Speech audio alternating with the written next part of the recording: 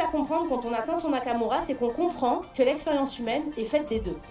Une fois que vous avez trouvé l'alignement des trois, donc il y a des techniques pour ça, je voudrais vous mettre en conscience une chose avec vous, avant de finir, c'est que dans ce monde, notamment occidental, on a tendance à beaucoup opposer les choses. La première opposition que je vous ai prise, c'est la science et la spiritualité. Or, en réalité, il n'y a pas de séparation entre la science et la spiritualité.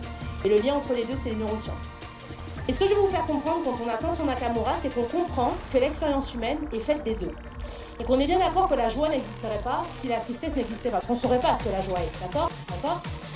Et donc tout ça pour vous faire toucher du doigt que le Nakamura, il y a aussi un champ de pensée autour de ça au Japon, c'est l'idée que aussi ce qu'on oppose souvent est en réalité complémentaire et qu'on pose toutes choses de l'univers. Et que donc quand on ressent de la colère, il faut qu'on accepte de plonger dans cette colère et de vivre cette colère. Alors l'idée c'est qu'elle ne dure pas trop longtemps, mais parce que c'est en exprimant cette colère qu'on peut mieux ressentir la joie une fois qu'on ressent la joie. D'accord? C'est l'équilibre des deux. Donc ces forces ne sont pas opposées, elles coexistent et elles s'équilibrent continuellement. Et ça c'est le Nakamura japonais.